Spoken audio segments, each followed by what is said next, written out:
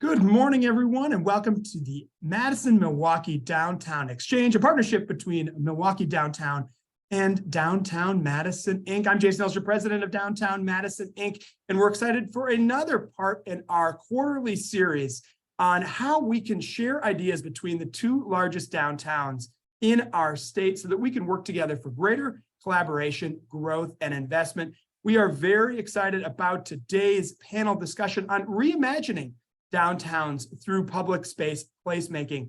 And what is next for Madison and Milwaukee's third spaces? We've got a great panel discussion happening here today. Got some great panelists, and we're excited to get to them. But before we do, we want to say a big thanks to our partners and our sponsors for today's event. We have Reinhardt, Berner Van Duren, great law firm in both cities, and the Bolt Company, an excellent construction company. We've got two special guests here to say a few words about each of these great companies. We're going to start with Joya Wodarczyk, who's an attorney in the real estate planning department of Reinhardt. Good morning, Joya. How are you?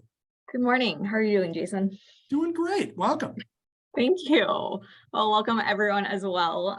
Like Jason said, my name is Joya Wodarczyk, a real estate attorney with Reinhardt, Berner Van Duren, which is a full-service law firm with multiple offices, including in Madison and Milwaukee, and a proud sponsor of DMI's and Milwaukee Downtown's Madison and Milwaukee Downtown Exchange. As we all continue to face new challenges in all areas of our lives, including in our downtowns, Reinhardt is committed to assisting our clients, supporting our downtowns, and sparking collaboration as we all traverse our ever-changing landscape that we live in today. So on behalf of Reinhardt, we're really excited to be here this morning, and we can't wait to hear from our fabulous panelists and start today's conversation. Wow, thank you very much, Joya. I got to say, Joya and our second sponsor are literally building both of our downtowns, doing a myriad of projects. Well, I know here in downtown Madison, but also in downtown Milwaukee. Next up, we have Mike Brasser, Vice President at the Bolt Companies, here to say a few words. Good morning, Mike. How are you? I'm doing well, Jason. Thanks so much for having us today, and thanks for joining this morning, everyone. Well, like Jason said, my name is Mike Brasser, and I'm a Vice President here at Bolt, focused on building relationships and helping grow our Madison operations. And Bolt is a proud sponsor of the Madison and Milwaukee Downtown Exchange Series, and very happy to be here today. So a little bit about Bolt. So Bolt's a 133-year-old family-managed and employee-owned construction company with 15 offices nationwide. And like I said, I have the privilege of working with a great team here in Madison, along with my colleagues in our Milwaukee office. So as an organization, we help our clients meet their business needs by providing innovative solutions for a variety of diverse markets, from healthcare, education, science and tech, automotive, food and beverage, energy, as well as heavy industrial. We believe we have success through solid relationships, and we help our clients and around the state and here in Madison and Milwaukee build their communities. So on behalf of Bolt, I want to wish everyone a safe and happy holidays as we're moving into the holiday season here, and also thank DMI for the opportunity to sponsor today's event. And I'm looking forward to hearing more about reimagining downtown and placemaking in Madison, Milwaukee. So thank you very much for the opportunity today. Well, thank you, Mike, and thank you, Joy, again for all your partnership. You've been great organizations for both Milwaukee Downtown and DMI. We really. All right, we've got a great panel discussion here with 4 panelists. First, we have Gabriel Yeager, the Director of Public Space Initiatives from Milwaukee Downtown. We've got Matt Dorner, Economic Development Director for Milwaukee Downtown, and Alan Arnson, who is the Chair of the City of Madison's Lake Monona Waterfront Ad Hoc Committee. And we have Emily DeVore, the Project Leader for the Lakefront Porch. We're going to hear from them soon, but we want to kind of level set about what is placemaking itself. And we're going to bring in Matt Dorner here first, the Economic Development Director of Milwaukee Downtown. Milwaukee Downtown has been doing placemaking for a long time. And in fact, you heard with Gabriel's title, this is what he does for a living. Just want to start here, with what kind of work and why did you all get started with placemaking to begin with, Matt? Yeah, absolutely. Good morning, everybody. And thanks, Jason. As you had mentioned, we truly enjoy this partnership and these opportunities to continue to bring both of Wisconsin's largest cities together. And, pound for pound, as we look forward, on the per capita investment, there's a ton that's going on in both communities on, from the parcel lines in. But what we've increasingly understood and continue to see across the nation in both of our organizations, what happens in that public realm is increasingly tied to economic development and continuing to spur that development. So today, I'll turn it over to Gabriel in a moment to kick us off with some of the projects that we have coming up shortly. And then we'll continue on, and I'll talk about a few additional projects that I'm leading. But we'll really level set on what we're talking about first off here on what we're bold placemaking, and that general term really means. But again, increasingly more important as we welcome our workers, residents, visitors into our downtowns. Gabriel, go ahead and turn it right over to you. Yeah, well, just a quick second here before we get into Gabriel. I think it's important what you're saying. Downtowns have changed over the last couple of years, and we're almost now creating these what I call sticky spaces, or these magnets for people to come downtown. And that is what placemaking is. And honestly, I'll just admit it, Matt, we stole a page right out of Milwaukee Downtown's book, and this is now in our DMI's strategic plan as well. And it's enumerated, and we're going to try to bring a position in just like Gabriel here in downtown Madison to really create, these attractive, accessible, welcoming, and distinct public and private spaces with opportunities that let everybody gather here and feel like they belong in our downtown. So we're excited about what's happening here in Madison, but we're going to send it to an expert, someone that actually is on the International Downtown. He's now laughing because I just said expert. So I promise he is an expert. The International Downtown Association's task force on placemaking. He's going to, again, level set about what we see as placemaking across the country and some very interesting projects here too. So it is my honor to welcome a good friend of mine, Gabriel Yeager, who's a director of public space initiatives here for Milwaukee Downtown. Gabriel, good morning. How are you? Good morning. Thank you so much. Thank you for the kind intro. I hope to live up to the presentation here, but thank you so much for everyone for joining. So yeah, we'll take a look at a couple of slides. As Jason mentioned, I participated in the about 4 cities across the country participated in the Bold Placemaking Top Issues Council in 2021, and then we concluded the report by July of 2022. And this was kind of the finding. So I think a lot of us have already an understanding of what potentially placemaking is. It's activation, it's events, it's public art. It's really the culmination of all of those activities taking place at the same time to create a really exciting place. But we took it a step further and looked at, just as we were mentioning earlier, the pandemic changed our direction and focus of work for pretty much every sector, including placemaking. And we wanted to document that as part of the International Downtown Association. So we defined it as, and I should mention Lisa Medag from Minneapolis Downtown might be on the call right now, and she was the chair of this task force. So we defined it as never been done before, take it to a new level, high risk, high reward, local ownership and participation, really looking at that participation from the local government and that flexibility that we saw from our local municipalities to alternate our road diets to accommodate expanded seating, or in Washington, D.C., they allowed, for these street murals to take place in response to the Black Lives Matter movement. A lot of nimble movement from our city partners that really, I think all of us felt was unprecedented, during the pandemic. It really felt like a partnership with our municipalities. It goes beyond what is normally permitted, promotes civic engagement, and uses inclusive practices. So one of our projects right now that we launched at the end of November, really going into the holiday season, was the launch of the Milwaukee Theater District. And it's really to the credit of Peggy Williams-Smith, who's our president and CEO at Visit Milwaukee, and her husband, Tim Smith, who is at the time general manager of the Pfister Hotel, who has since retired. But really, I believe it was a dinner conversation that the two of them had around how can we elevate and market our theater district, our theaters, our cultural assets that are all within a 5-minute walk from one another. I think a lot of us are familiar on the call with Milwaukee. We're really talking about the area around the Marcus Center, Pabst Theater, Repertory Theater, St. Kate, the Arts Hotel. Associated Bank just announced its reinvestment for the Associated Bank River Center and Theater Center. And it's all, again, clustered in probably a 5-minute walk from one another. So the first thing we did is we took an aggregate count. So we have 9 world-class theaters. We have 4 major performing arts groups in the theater district, the MSO, the Florentine Opera, so the Milwaukee Ballet. So a lot of cultural assets within this area with 15,000 seats. So with 15,000 theater seats, Milwaukee now ranks #1 for the most theater seats per capita in the country. So we are super excited about that statistic. And that's a selling point for both us and Visit Milwaukee as we promote the city. And 2,000 yearly performances take place in this district, and 2 million annual attendees that are all funneling into that $400 million of visitor expenditures that we see downtown throughout the year.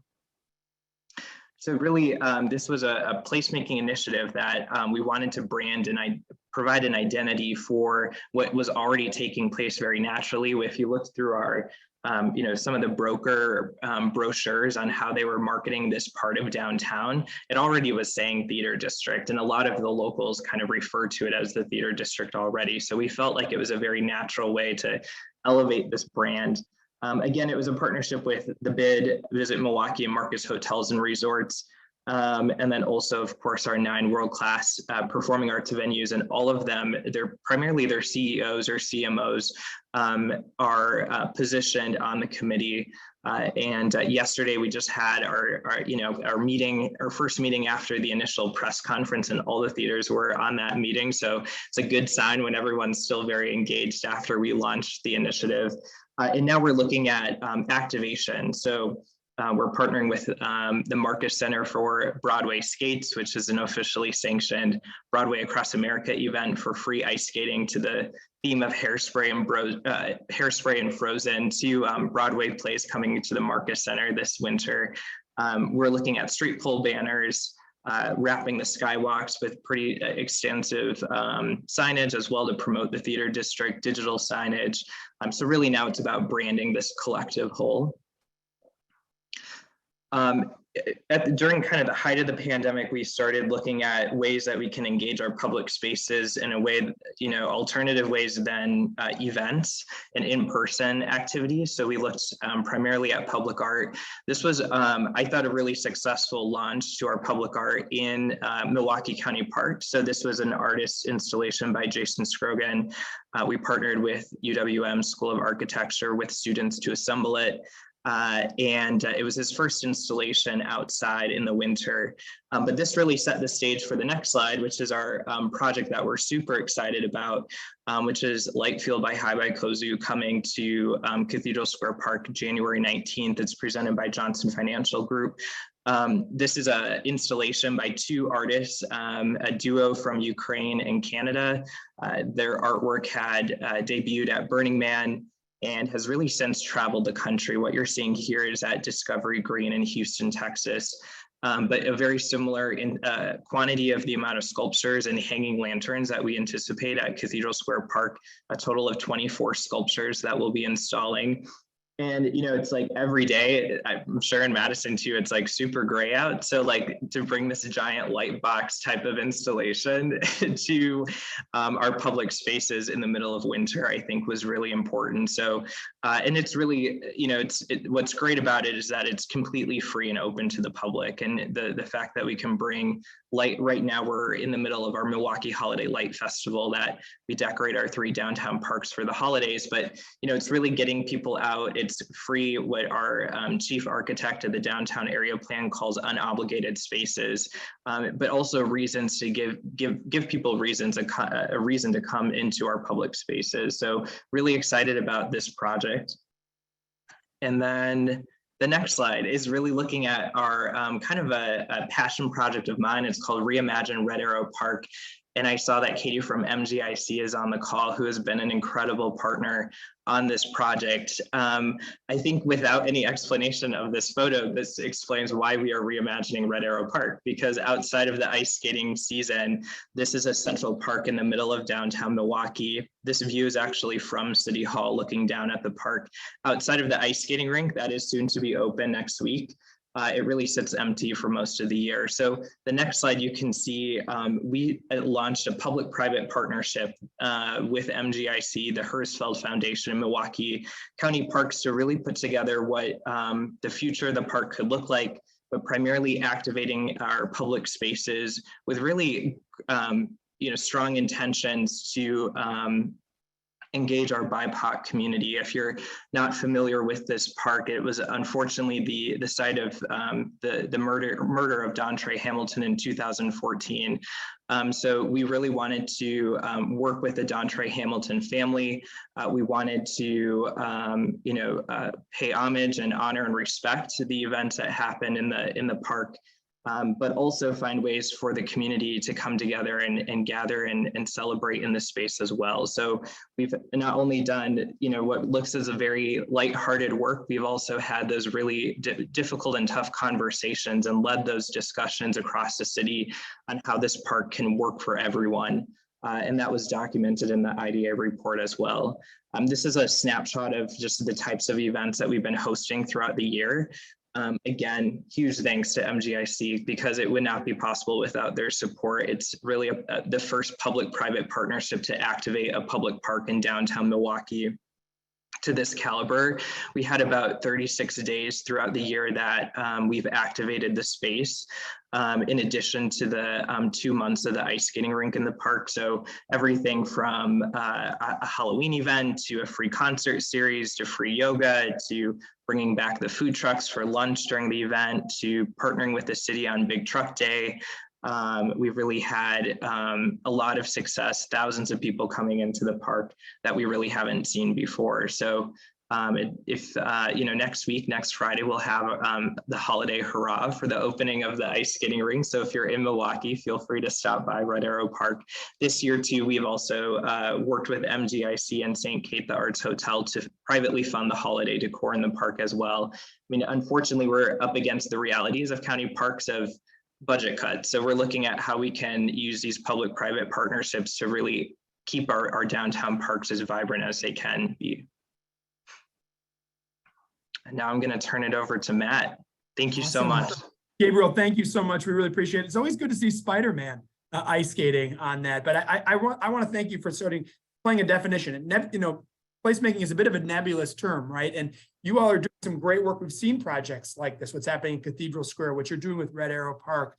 Where today we want to provide examples of what other cities are doing for each of the other one, right? And I think that's really important to know that the downtown community works great with Lisa here from Minneapolis. We're all sharing ideas about what placemaking can look like. And I got to say, I was really struck by a term you said, unobligated spaces. I think that's a really interesting way to look at how can we maybe revitalize some of these unobligated spaces. And we're going to bring in Matt Dorner now, who's the Economic Development Director at Milwaukee Downtown, for a couple of more interesting projects. Hello again, Matt. How are you? Thanks again, Jason. And great work, Gabe.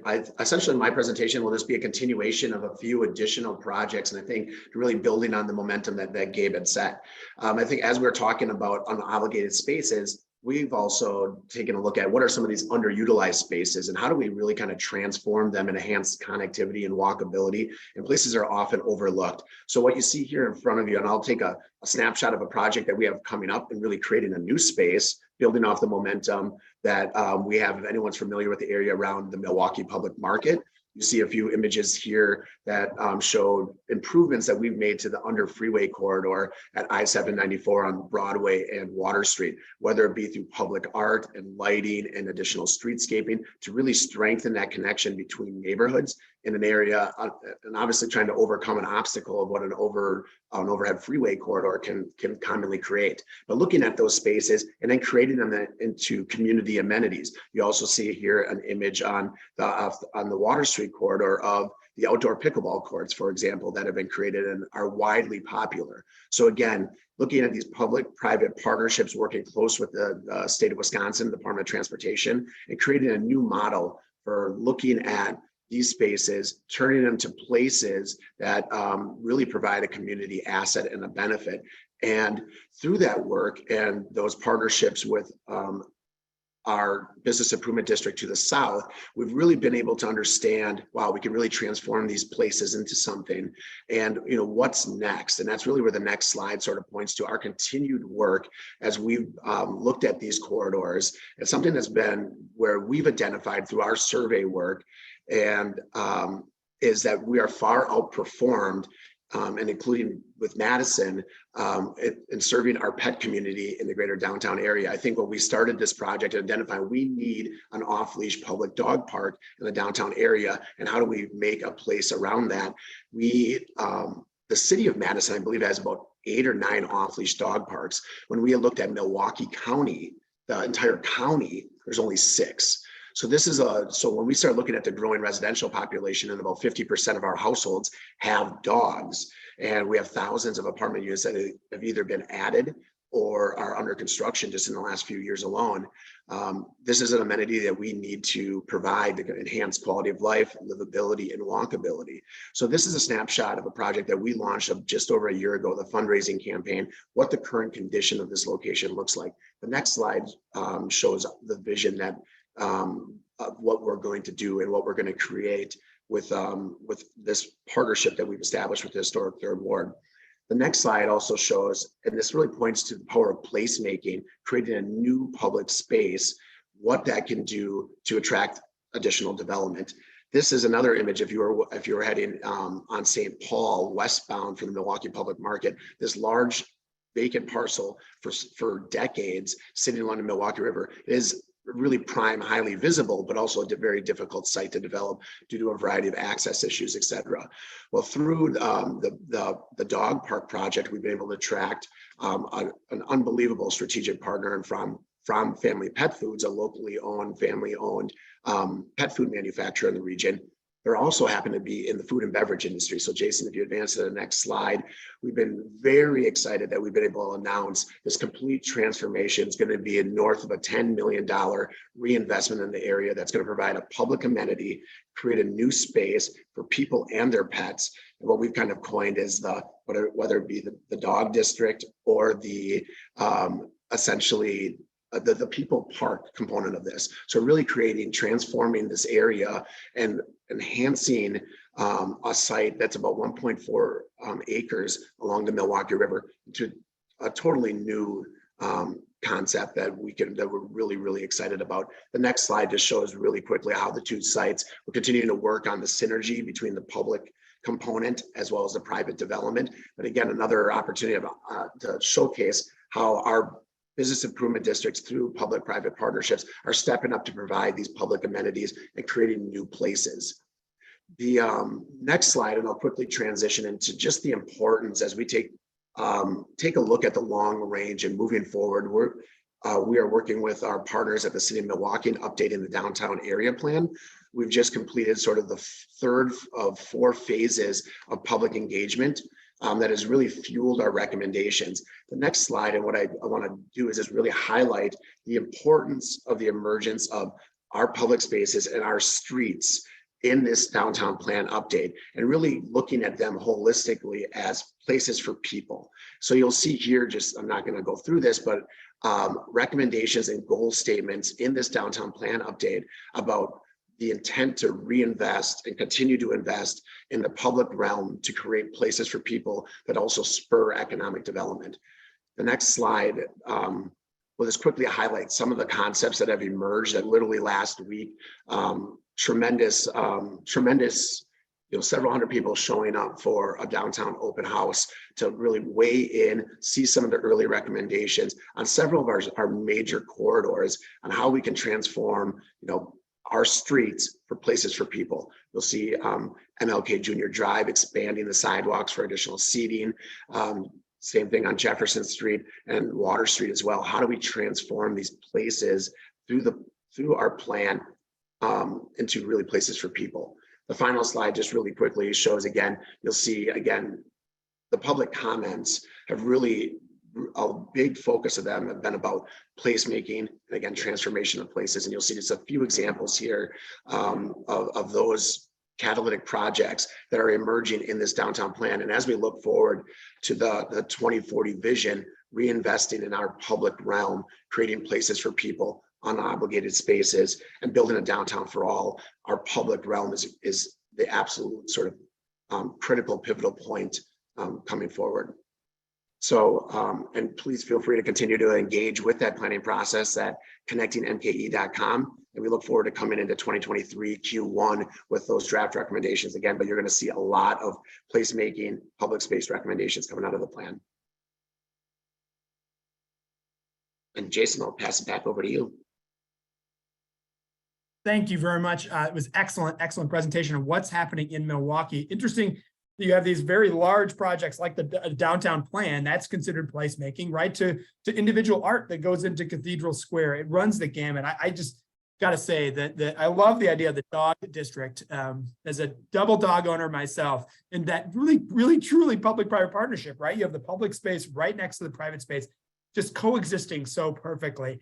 And I think that tees off very well some projects that we're going to highlight here in Madison. Again, placemaking, we're coming into the game here at DMI with our strategic plan. It's clearly listed, and we're looking to do more projects just like we see in Milwaukee. We've got some exciting projects here happening in Madison, and one of the most exciting projects, and I think a project that is a generational project here. How do we connect that waterfront with downtown? One of the competitive advantages Madison does have is that we're on an isthmus, right? And we're connected to Lake Monona and to Lake Mendota and Wingra and Kaganza and all the rest, right? And Wabisa. And how do we actually create those connections? And we've got a great person that is spending so much time on this work. We've got Alan Arnson, who is chairing the city's ad hoc Lake Monona Waterfront City Committee. And he's going to give a presentation on what is going on here with the Lake Monona Waterfront. Good morning, Alan. How are you doing? Good morning. Looking forward to talking to all of you about the Lake Monona Waterfront project. And usually, when I follow Jason, it's kind of tough to ramp up the excitement that he presents to talk. But I've got this slide here, and it's perhaps a little hyperbolic, but this was from one of our a national park design firm that didn't even come up. It's not a Madison thing. It's not a DMI thing. It's from an East Coast designer that's working on this project. Next slide. So here to talk about the Lake Monona Waterfront and really what it is. It's as Jason indicated, Madison's built on an isthmus. This is the Lake Monona side of the isthmus. And the slide shows the scope of this project, which goes from the green areas from the bottom center to the top center of the slide. It's 1.7 miles of lakefront adjacent Madison's downtown. But it's only 17 acres, and it's only that much because of the Olin Park section at the bottom. If you can go to the next slide, you can see this sort of shows the existing condition of the eastern part of this project, and what it mostly is a road.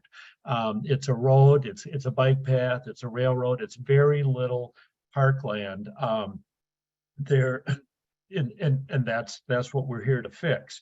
It's got a long history in Madison, and we're talking about public-private partnership. This sketch was by John Nolan from, I believe it was 1912. He did a waterfront plan for Madison. He was commissioned by a man by the name of John Olin, who headed the the Madison Park and Pleasure Drive Association. So this was, again, a private initiative, Nolan's plan to connect the capital to the lake. Next slide. And what this showed, this is about 10 years ago, kind of moving forward a century. And this was work that really DMI had a big part of the initiative in formulating, which was Madison's downtown plan. And this became the top priority in the 2012 downtown plan. And from that, a number of architects, next slide, kind of taking off on that. And again, this is that same area as that photo earlier of the eastern part of this project, was called the Law Park part of the project. And it was imagining different ways of connecting downtown to the lakeshore and also activating downtown. And this was work that was it was done by architects on a pro bono basis. They put teams together. They engaged university students to come up with ideas. This is, again, all from the private sector, all done pro bono to move this along. An important part of this park, and kind of right in the middle of it, is the Monona Terrace, designed by Frank Lloyd Wright. And while I don't have a slide for it, as part of this project, as Mr. Wright initially designed it, it was, again, another grand esplanade connecting downtown to the lakeshore. In getting it built, it was reimagined into a convention center, and it doesn't, as designed, it doesn't provide that connecting purpose. But part of what these architects did, then, if you look at the next slide, is showed a way, and they did the full design of expanding Monona Terrace in a way that both respected the artistic integrity of the Frank Lloyd Wright design, but also allowed for this connection between downtown and the lakefront. And that was presented to the Monona Terrace board before the pandemic, but got a very favorable response. Similarly, as this moved forward, and a lot of this, the credit for this belongs to our current mayor, Satya Rhodes Conway. She said, well, what about, initially this was envisioned around the Monona Terrace area. She says, well, let's bring it south. Let's connect to South Madison, which is sort of a traditionally underserved part of the city. And this connects with some work that had been done, again, purely by the private sector, working to connect South Madison to the lakefront. And so that was an additional project called the Destination District that had been done about 10 years ago. Well, now, so I've been talking about the private part of this. Now the city jumped in with the next slide. They decided they were going to extend the project all the way south to Olin Park. They conducted a substantial public engagement process to get ideas from the community. What would you like to see from your lakefront? And that led to a design challenge. Next slide. Where what the city did is they agreed to, they solicited requests for qualifications from national design firms. And said, we're going to pick 3 of you, and we're going to pay you $75,000 a piece. And that was funded half from the city and half from the Friends of Nolan Waterfront, which is the private group that I'll talk about a little later that I'm involved with, that's kind of continuing the private side of this. And so it was interesting. This was a process Madison had not undertaken before. First of all, committing to the design challenge, but then what they did is they appointed a committee. That's the ad hoc committee that I'm chairing.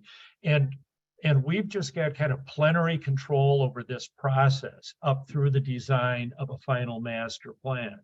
So if you go to the next slide, then we've got guiding principles, and you may recognize the person on the right side of the slide there. He pops up everywhere. Kind of to govern the committee's work in overseeing this process, and which I'll talk about in just a minute. We sent out these requests for qualifications, next slide, to national design firms. We got 15 responses from it, and these were very substantial presentations. Our committee then, next slide, did an evaluation of these firms and scored them. And part of it, it's like the official city purchasing process scoring, and all very transparent. It's a public body, public meetings, they're all recorded. And we scored the responses. And then our top 3 finalists, next slide, which were Sasaki Associates out of Boston. And the qualifications of these groups are just stunning. One thing they did was the Beijing Olympic Park. James Corner Field operations. They did the High Line. They did the Seattle Central Waterfront, amongst a host of parks. Agency Landscape and Planning did the Chicago Riverwalk. That first slide on greatest development opportunity was from Agency. And so what they're doing right now with our process, so they've gotten their $75,000 a piece. They're working on conceptual master plans for the park. About a month ago, we had what was called a mid-course check-in, where they presented, okay, this is where we've gotten so far. You can go to the next slide, Jason. I'll just give you examples of some of their work. And again, these are sort of common themes in the park, but the waterfront edge, one thing that's critical if this is going to work is that we've got to make the case that we are improving the lake water quality, the aquatic habitat, the shoreline. So that's a big part. How do you make the lake shore something that is both good for the lake, but good for people? The second here, they've split it into districts, and okay, in terms of activating these different parts of the park, again, it's 1.75 miles long, can have different uses. The middle part, the causeway, and that's the John Nolan Causeway, which presumably you've driven into Madison, that's getting rebuilt in 2025 and 26. And that was part of the impetus on the timing of this, to get this park planning in place so that that's there, so the causeway people can be accounting for the park in their designs. And then the bottom part is Olin Park and the connection to South Madison. One big part of this area is a huge transportation corridor. It's got tens of thousands of cars coming in every day. It's got rail lines. You may know that this is the only place in the world where 2 rail lines intersect in the middle of a lake. It's got the busiest bike path in Madison, along with all of the kind of dog walkers, runners, fishers, etc. Next slide. And so a big part of the issue here, because again, we're dealing with a park that's maybe 50 feet wide over most of it, is how do you connect? How do you get people there across the highway, across the railroad tracks? Because it's got to be easy and accessible to get to. Next slide. Next slide. Re-envisioning the water's edge. Essentially, this top sketch is historically, this is kind of what it looked like. And then the middle sketch is, well, now it's the transportation corridor and a much harder edge of the lakeshore. And then what's being envisioned as part of the plans. So these were the agency slides. This next couple are from James Corner. Looking at ways of expanding the lakefront park area. Part of it is city engineering has been very cooperative in trying to shrink down the causeway in their design. And then looking at, okay, to what extent this bottom dotted line is what's called a dock line that we can't go beyond, but into there, are there opportunities, whether it's lake fill or boardwalks or piers, to give some additional space. Next slide.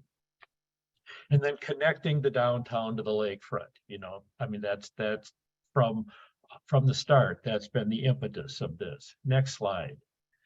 Restoring the ecological function. Again, there are just kind of common themes between the different designers.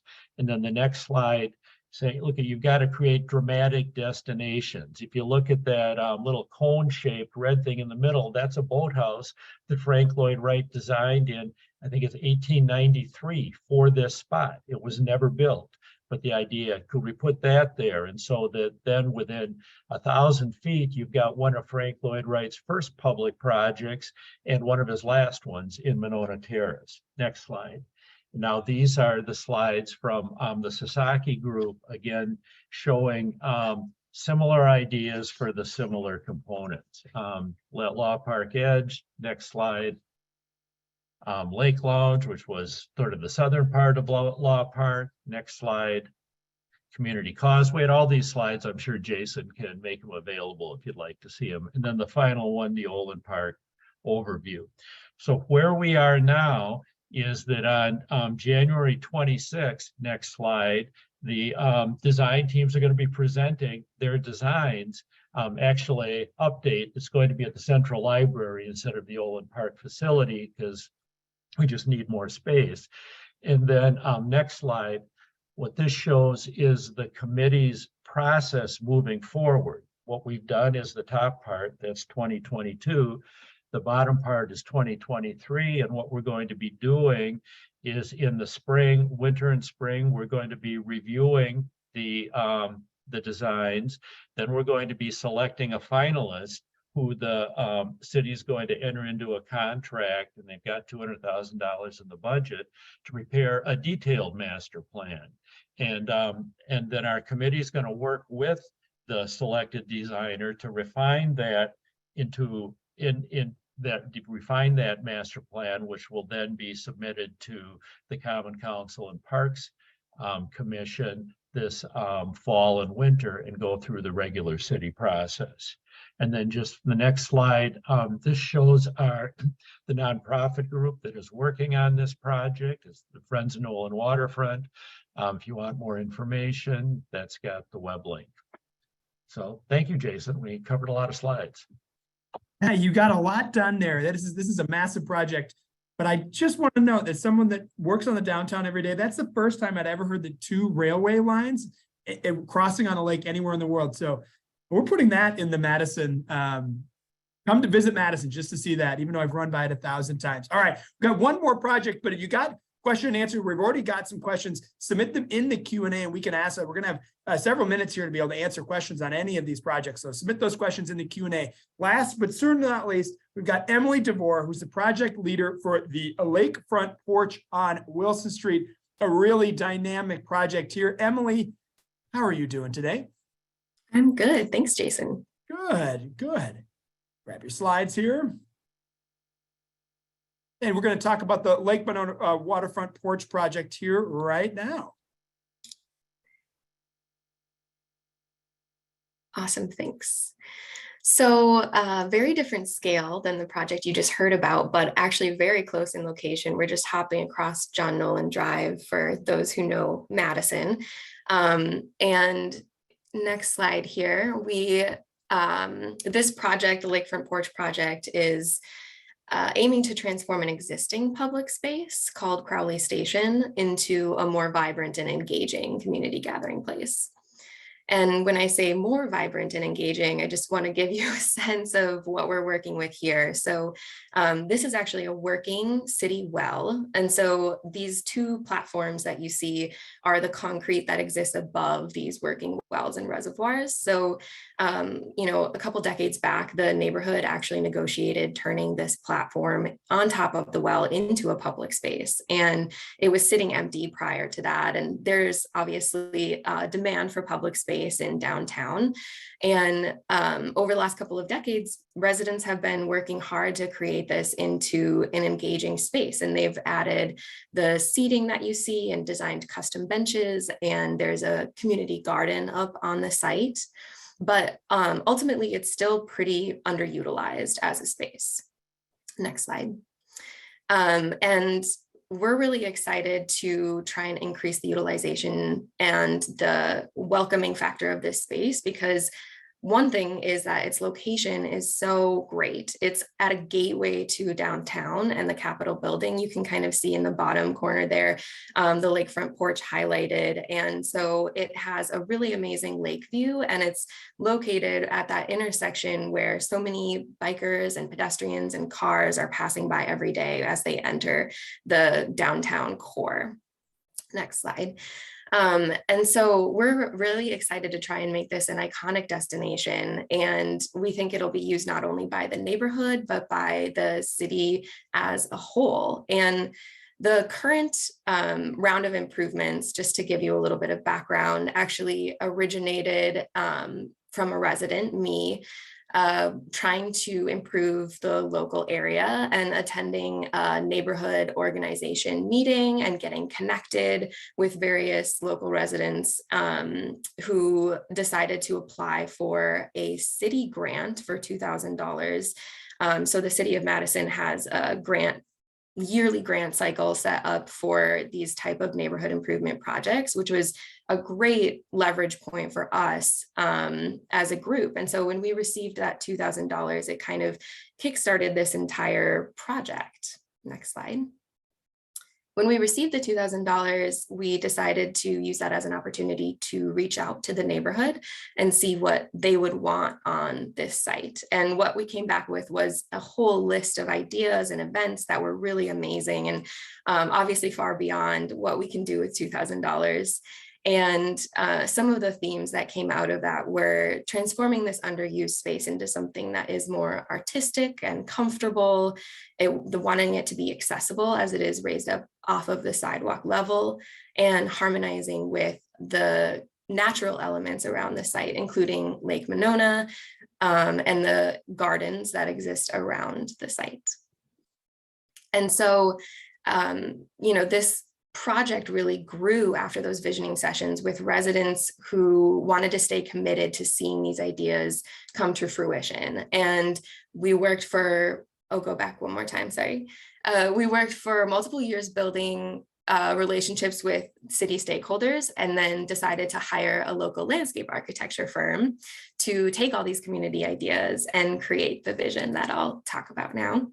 Thanks. And so a couple of the major elements that we're implementing on this site are ramps, as I said, to make the space accessible on both levels, as well as you can kind of see the wood look platform that will be implemented to raise people up off of this concrete platform a little bit, and that will allow for a lake view while seated. And it'll also help with the heat a little bit. Since this is a concrete platform, it tends to get really hot in the summertime. Additionally, we're going to add shade, which are those colorful triangular structures that you see looking down there. And integrated into those shade structures will be lighting to make the space more inviting at night as well. Next slide. So I'm just going to show you a couple images of what we're hoping this is going to look like. So today on the left, you can see the entrance to the site. And a lot of the site is fairly bare right now. And then on the right, what we hope it'll look like in the future. So you can kind of see how those shade structures are going to interact with the sidewalk and the community garden beds that will continue to exist on the site. And then the next slide. And again, here you can see this is sort of the Lake Monona view side of the platform. So we have that wonderful lake view that we want to take advantage of. And you can see how the shade structures are going to kind of encapsulate the seating areas, and then that will all be surrounded by these nice garden beds. And here's an example of what it could look like at night when we add lighting to the space as well. And so ultimately, to do this vision, as I said, we needed more than that $2,000 that we started with. And so the team decided to fundraise, and we started a capital campaign in April of this year. And we have now raised over $350,000 toward our $525,000 goal. And we'll continue to fundraise through the end of this calendar year. And so at its core, we're hoping that this vision that I've just shown you is going to make the space more inviting and comfortable so that we can really see the activities that came to light during the visioning sessions actually happening on the site. People were really excited about a range of events, including food events, art events, exercise events, to more organic uses of the space, such as, stopping on the way to and from the farmer's market, or growing your community vegetables and meeting up with friends. So ultimately, this extra activity on the site is also going to serve to bolster the local businesses in the area, especially the ones right across the street. It'll contribute to the downtown culture that's already so vibrant, and hopefully improve resident lives by helping increase social connectedness, by giving people that space to interact and providing them with a retreat in an urban environment that has relatively few public spaces and is growing in density. So that's a recap of the lakefront porch. I gotta say that last slide was a perfect ending to these presentations about what placemaking can do and how important it is to create these connectivity points And this project, just to frame it, on Wilson Street is part of a huge development boom that's happening on Wilson Street alone, which is just a 5-6 block street in downtown. We have 1,500 units that are of apartments that are in the works right now, and about 350 hotel rooms as well. And you can just see these projects all working together there. We've got several questions. We're going to open it up for questions. If you have questions today, you can either put them in the chat or in the Q&A function at the bottom of the screen. First question we had here today was from our good friend, Tom Linfield, one of the heads of the Community Foundation working on several of these projects. How are you fundraising for these initiatives, like the sculpture installations that was mainly for Gabriel? And do you have dedicated city fundraising staff for these projects? Fundraising, it's a big question. Gabriel, we'll start with you. Yeah, it's a great question. Thanks for asking it. Matt and I do fundraise for primarily like full-time for these placemaking projects. Sounds like Emily's in the same position as well. So Milwaukee Downtown does have what we call the Economic Development Special Project Fund, which is an $85,000 allocation each year that we set aside for placemaking projects that are initiated by the bid, like the sculpture installations that you saw. But it requires a dollar for dollar match minimum. So, and it also requires board of directors support. So these sculpture installations are in the tune of $75,000 to $100,000, or at least the High by Kozu one is closer to $100,000. So it's a significant, I'd say that project is probably 2/3 privately funded. And the rest we've kind of used our special project fund to backstop. Same with Red Arrow Park. I would say about 2/3 of that project budget is privately funded from a variety of sources, and then kind of backstopped by Milwaukee Downtown. But 2022, like in terms of the projects that we kind of talked about for placemaking, not the dog park, but for placemaking, was around $200,000 of private funding to support this level of work. So you can kind of see I know our board appreciates seeing that, how we can stretch that $85,000 and match it with something like $200,000 of private funding. Absolutely. Emily, you're obviously private fundraising, but there is some funding that came in from the city early on, including from the water utility, correct? Right. So for us, the Madison Water Utility owned the land. And after we received the initial couple $1,000 grant, we had our alder working with the Madison Water Utility to help contribute a chunk of money towards improving their own site, because they were really invested in making this a community space and wanting to interact with the community. I think it's important. I think in Madison here too, I'm not a panelist, but I guess I'll just jump in. We have what's called a 1% for the arts on city-led projects. So this was passed, I think Alan Arnson might have been an alder when this was passed, but it was a 1% for the arts on any public project. And so it's not necessarily happening with any of the projects we see here, but there is another project near to the campus on Lake Street, which is a parking ramp that the city owns, that they're redoing the whole facility, including they sold the air rights to Mortensen Construction out of Minneapolis to do it's about a 16-story tower that will include parking, an intra-city bus station. We don't have one right now. And we kind of have one near Gordon Dining Commons, but not much of one. And we're going to add that in, and then add a public parking, and then the apartments on top. That project is so large that it'll fund somewhere between, I think, about $400,000 and $500,000 for public art, and including what could happen with an alleyway, a Hawthorne Court, which is a project that Emily and I have worked on for several years, and really trying to make that space. Alan, sort of want to add, we're early yet on the project on the Lake Monona, but obviously this project has a very large price tag. What early on do people think about sort of funding for parts? Because this is going to be a multi-phased project, correct? Yeah, it'll be a lot of phases. And part of what the design firms, as part of their charge, is to give us a phasing plan. Because the idea is to, again, we're 1.75 miles long. So you want your first phase to, one, be affordable, but two, be exciting, so that people are excited about the following phases. the city has tentatively in its budget for, I think it's 2026, $2.5 million for a pilot project, probably done in conjunction with the causeway reconstruction that's going on right then. And then again, the Friends of Nolan Waterfront, what we are largely focusing, initially it's been public engagement in the process, but is working with philanthropy.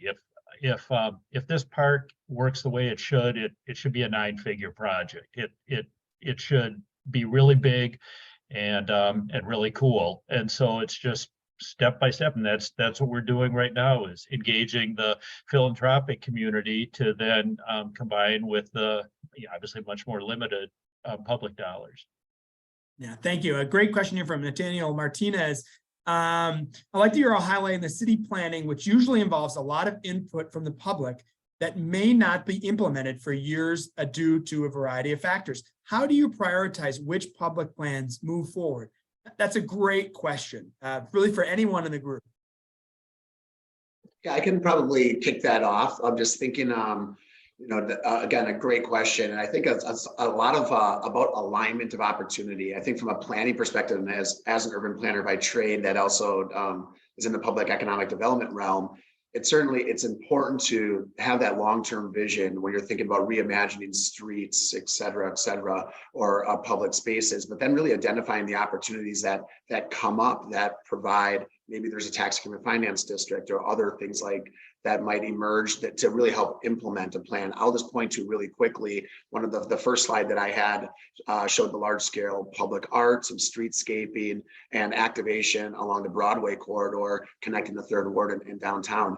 That was a project called the Broadway Connection that was baked into the 2010 downtown plan.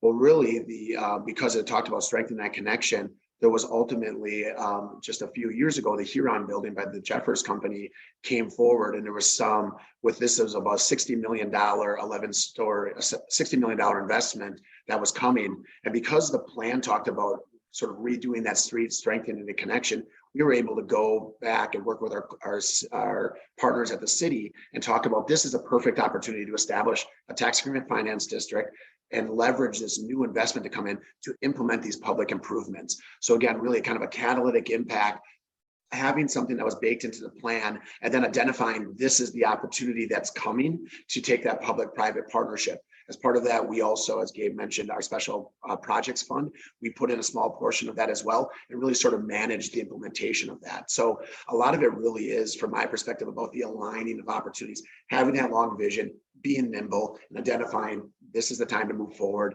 on that project because of what else is happening around it.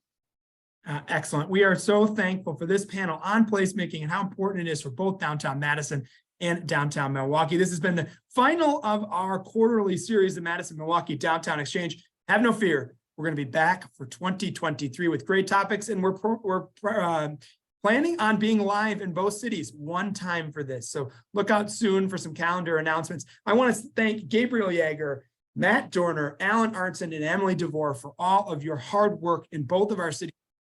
Reimagine these what do you call it? Unobligated spaces. I love that term, Gabriel. Thank you for all you do. And a huge thanks to Joy Wodarczyk and the team at Reinhardt and Mike Brasser at the Bolt Company for your continued partnership with this. Hopefully we'll see you downtown. You know what you can do to support downtowns? Go buy all of your holiday gifts downtowns right now. That's what you can do today. That'll help reimagine all of these spaces a ton more. We'll see you downtown. Thanks for all you do. Appreciate it and have a happy holidays. Bye, y'all.